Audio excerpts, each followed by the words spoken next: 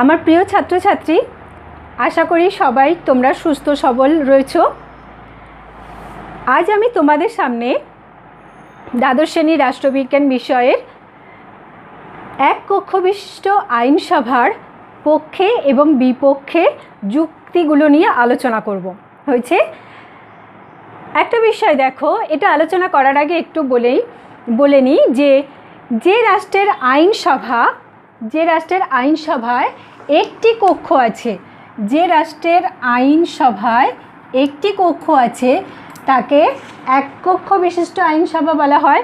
আর যে রাষ্ট্রের আইনসভা দুটো কক্ষ আছে তাকে দ্বিকক্ষ বিশিষ্ট আইনসভা বলা হয়। একটা হচ্ছে উচ্চ কক্ষ আর একটা হচ্ছে নিম্ন কক্ষ। অর্থাৎ যে রাষ্ট্রের আইনসভা এক কক্ষ বিশিষ্ট তাকে এক কক্ষ বিশিষ্ট আইনসভা বলা হয়, আর যে রাষ্ট্রের আইনসভায় দুটো কক্ষ আছে তাকে দ্বিকক্ষ বিশিষ্ট আইনসভা বলা হয়। তা যাই হোক, আজকে আমি তোমাদের সামনে এক কক্ষ বিশিষ্ট আইনসভার পক্ষে এবং বিপক্ষে যুক্তিগুলো নিয়ে আলোচনা করব। আজকের ক্লাসে কেবলমাত্র এক কক্ষ বিশিষ্ট আইনসভার পক্ষে যুক্তিগুলো নিয়ে আলোচনা করব, আর পরের দিন ক্লাসে আমি এই এক কক্ষ বিশিষ্ট আইনসভার বিপক্ষে যুক্তিগুলো নিয়ে আলোচনা করব।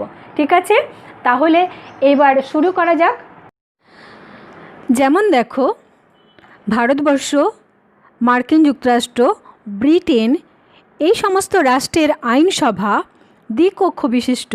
আবার এর পাশাপাশি বাংলাদেশ, চীন, ভ্যাটিকান সিটি, ইরান এই সমস্ত রাষ্ট্রের আইনসভা এক কক্ষ বিশিষ্ট।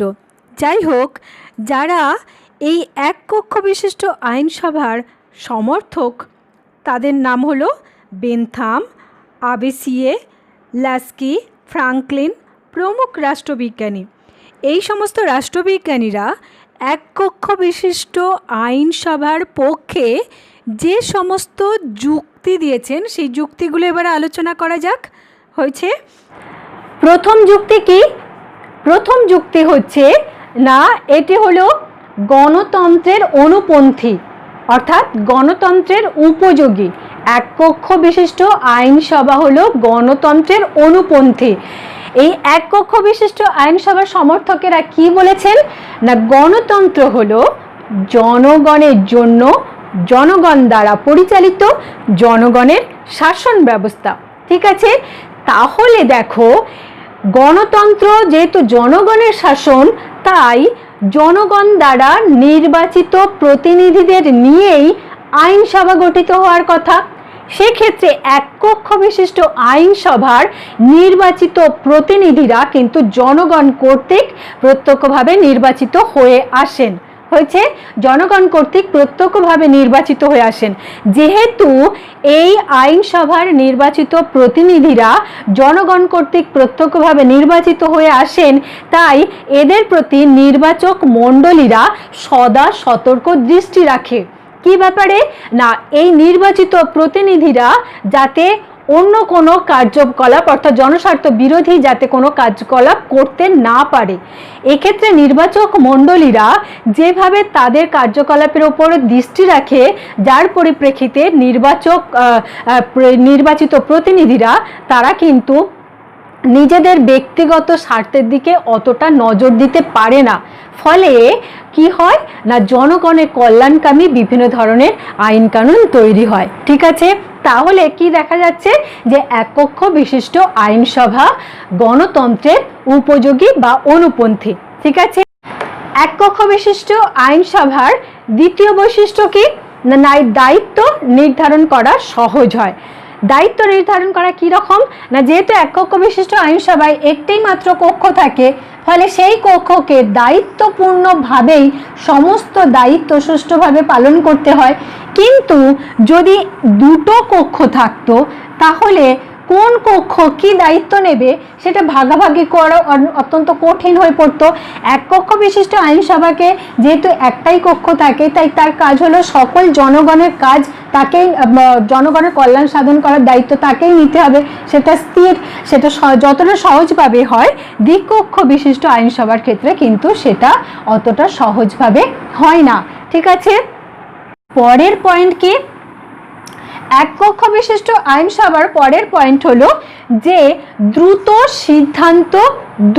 সিদ্ধান্ত গ্রহণ করা যায়।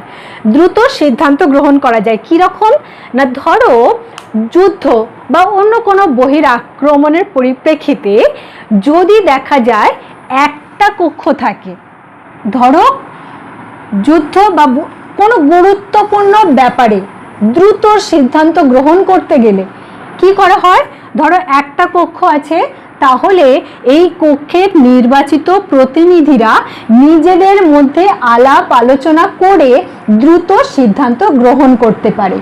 কিন্তু ধরো যদি দুটো কক্ষ থাকতো, তাহলে কি করতে হতো, কোনো দ্রুত গুরুত্বপূর্ণ বিষয়ে সিদ্ধান্ত গ্রহণ করতে গেলে কি করতে হতো, দ্বিকক্ষ বিশিষ্ট আইনসভা থাকলে না প্রথম কক্ষে নির্বাচিত প্রতিনিধিরা তারা সেই বিষয়টা নিয়ে আলাপ আলোচনা করত, করে যে সিদ্ধান্ত গ্রহণ করত সেই সিদ্ধান্তটা আবার কি করত, পরবর্তী কক্ষে তারা সমর্থন করে কিনা তা দেখার জন্য সেই কক্ষে পাঠাতে হতো। এর ফলে দেখো অনেকটা সময় কিন্তু ব্যয় হয়ে যায়। ধরো উদাহরণস্বরূপ আমি যদি বলি যে ধরো ভারতবর্ষের ওপর কোনো বহিঃশত্রুর আক্রমণ ঘটেছে, কোনো বহিঃশত্রুর আক্রমণ ঘটলে সেক্ষেত্রে দ্রুত সিদ্ধান্ত গ্রহণ করতে হয়। ধরো তারা যুদ্ধ করতে শুরু করেছে, সেক্ষেত্রে আমাদের করা হচ্ছে কি না, উচ্চকক্ষ বা নিম্নকক্ষ যে কোনো একটি কক্ষে বিষয়টা নিয়ে আলাপ আলোচনা করা হচ্ছে, তারপরে সেটা সিদ্ধান্ত গ্রহণের পর অন্য কক্ষ সমর্থন করে কিনা তার জন্য তো সেখানে পাঠানো হচ্ছে। তার মধ্যে কি অনেকটা সময় শত্রুপক্ষ পেয়ে যাচ্ছে এবং তার পরিপ্রেক্ষিতে তারা কি রাষ্ট্র আক্রমণ করে, অর্থাৎ অনেক দূর পর্যন্ত তারা কিন্তু দখল নিয়ে তারা আবার নিজের দেশে ফিরে যেতে পারে হয়েছে। কিন্তু এক কক্ষ বিশিষ্ট আইনসভা থাকলে কি হয়, এই সব জরুরি অবস্থা বা গুরুত্বপূর্ণ বিষয়ে কিন্তু দ্রুত সিদ্ধান্ত গ্রহণ করা সম্ভব। তাই অনেকেই কিন্তু এই এক কক্ষ বিশিষ্ট আইনসভাকেই গ্রহণযোগ্য বলে অভিহিত করেছেন। আইনসভার চতুর্থ যুক্তি হলো এটা অপচয়মূলক নয়, কারণ এক কক্ষ বিশিষ্ট আইনসভা অপচয়মূলক নয়। কেন নয় না, এই এক কক্ষ বিশিষ্ট আইনসভার নির্বাচিত প্রতিনিধিরা জনগণ কর্তৃক নির্বাচিত হয়েছে এবং তাদের পেনশন ভাতা সমস্ত কিছু স্থির করা হয়। তাদের কাজ হলো জনগণের কল্যাণ সাধন করা। কিন্তু ধরো দ্বিতীয় কক্ষ যদি থাকতো, দুটি কক্ষ থাকতো, তাহলে সেখানে কি করা হতো না,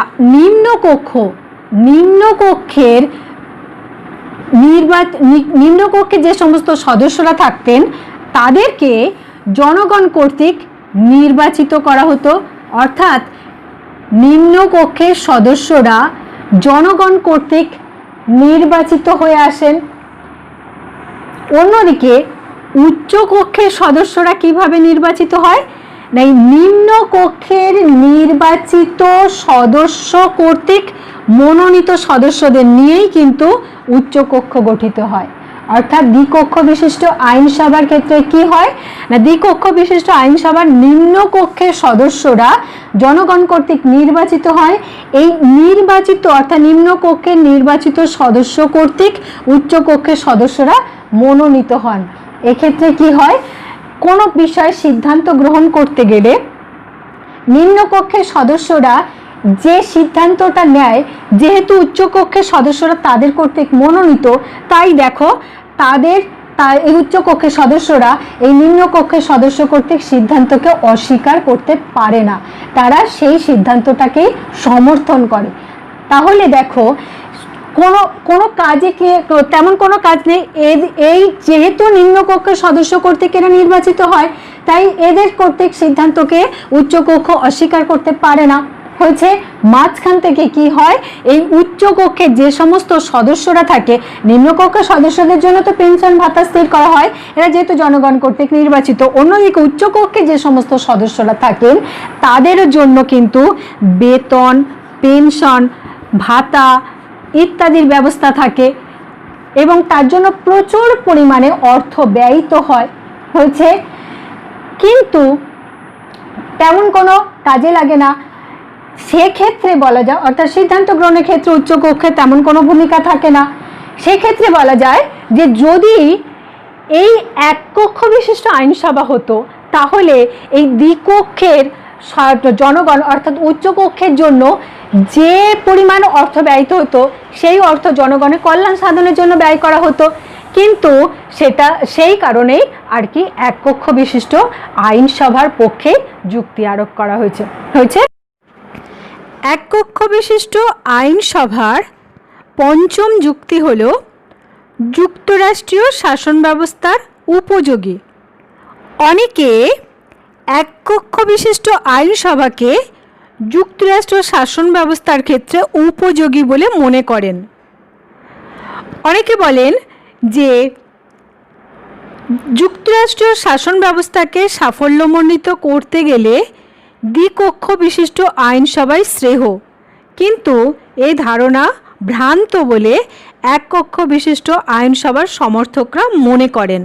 কারণ একটি যুক্তরাষ্ট্র শাসন ব্যবস্থা এর সংবিধান অনুযায়ী কেন্দ্র ও রাজ্য সরকারের মধ্যে ক্ষমতা বণ্টিত হয়। এইভাবে ক্ষমতা বণ্টনের মাধ্যমে রাজ্যগুলির স্বার্থ যথাযথভাবে রক্ষিত হয়। এর জন্য দ্বিকক্ষ বিশিষ্ট আইনসভার প্রয়োজন নেই। অধ্যাপক লাস্কি বলেছেন যে যুক্তরাষ্ট্রীয় শাসন ব্যবস্থার যে বৈশিষ্ট্য আছে সেই বৈশিষ্ট্যের মধ্যেই অঙ্গরাজ্যগুলির স্বার্থ রক্ষার ব্যবস্থা করা হয়েছে, সুতরাং এর জন্য দ্বিকক্ষ বিশিষ্ট আইনসভার প্রয়োজন নেই। তিনি বলেন যে এককক্ষ বিশিষ্ট আইনসভাই এই যুক্তরাষ্ট্র শাসন ব্যবস্থার পক্ষে যথেষ্ট উপযোগী। এককক্ষ বিশিষ্ট আইনসভার সিক্সথ পয়েন্ট কি না, সিক্সথ পয়েন্ট হচ্ছে আইনসভায় জ্ঞানী গুণী ব্যক্তিদের স্থান লাভ। কীরকম না, এককক্ষ বিশিষ্ট আইনসভার সমর্থকরা বলেন যে গণতন্ত্র হচ্ছে দলীয় শাসন ব্যবস্থা। এই দলীয় শাসন ব্যবস্থা হওয়ার ফলে প্রতিটি দল তার নিজের বা নিজেদের দলের মধ্য থেকে জ্ঞানী গুণী ব্যক্তিদের নির্বাচন প্রার্থী পদে মনোনয়ন দিতে পারেন। এই সমস্ত জ্ঞানী গুণী ব্যক্তিরা নির্বাচক মণ্ডলী কর্তৃক নির্বাচিত হয়ে আইনসভায় স্থান পান। ফলে আইনসভা যথেষ্ট উন্নতি সম্পন্ন হয়ে ওঠে। এখানে কেবল জনস্বার্থ উন্নয়নমূলক আইন প্রণীত হয় বলে এককক্ষ বিশিষ্ট আইনসভার সমর্থক ও প্রবক্তারা দাবি করেন।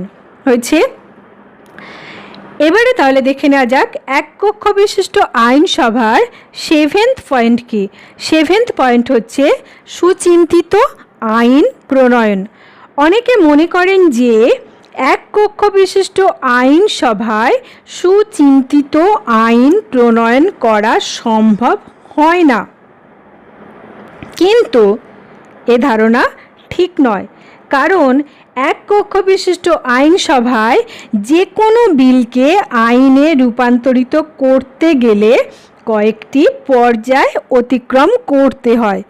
প্রত্যেকটি পর্যায়ে বিলটিকে পুঙ্খানুপুঙ্খভাবে বিচার বিবেচনা করা হয়। বিলের ওপর ভিত্তি করে আইনসভায় যে তর্ক বিতর্ক অনুষ্ঠিত হয়, প্রচার মাধ্যমগুলির মাধ্যমে জনগণের কাছে তা সহজে পৌঁছে যায় এবং এই বিলটির পক্ষে বিপক্ষে সহজেই জনমত তৈরি হয়। জনমতের গতি প্রকৃতির দিকে লক্ষ্য রেখেই বিলটি আইনে রূপান্তরিত হবে কিনা সে বিষয়ে আইনসভার সংখ্যাগরিষ্ঠের সমর্থনে সিদ্ধান্ত গৃহীত হয়, ফলে সুচিন্তিত আইন প্রণীত হয়। হয়েছে, এবার তাহলে দেখে নেওয়া যাক এককক্ষ বিশিষ্ট আইনসভার 8 পয়েন্টটি কি। 8 পয়েন্ট হলো সংখ্যালঘু সম্প্রদায়গুলির স্বার্থ রক্ষা করা। অনেকে মনে করেন যে সংখ্যালঘু সম্প্রদায়ের স্বার্থ রক্ষা করা এককক্ষ বিশিষ্ট আইনসভার পক্ষেই সম্ভব। কারণ সংবিধানে বিশেষ ব্যবস্থা গ্রহণের মাধ্যমে সংখ্যালঘু সম্প্রদায়ের স্বার্থ সবচেয়ে বেশি রক্ষা করা যায়। তাছাড়া সংখ্যালঘু সম্প্রদায়ের স্বার্থ রক্ষা করার ব্যাপারে সরকার আগ্রহী হয় এবং এই সরকার আগ্রহী হলে এক কক্ষ বিশিষ্ট আইনসভাই তা নিয়ে প্রয়োজনীয় আইন তৈরি করতে পারে। এক্ষেত্রে দ্বিকক্ষ বিশিষ্ট আইনসভার কোনো প্রয়োজন নেই। ঠিক আছে, তাহলে এক কক্ষ বিশিষ্ট আইনসভার পক্ষে যুক্তিগুলি আলোচনা করা হলো। এবার তাহলে পরের দিন ক্লাসে আমরা এক কক্ষ বিশিষ্ট আইনসভার বিপক্ষে যুক্তিগুলো নিয়ে আলোচনা করব। ঠিক আছে।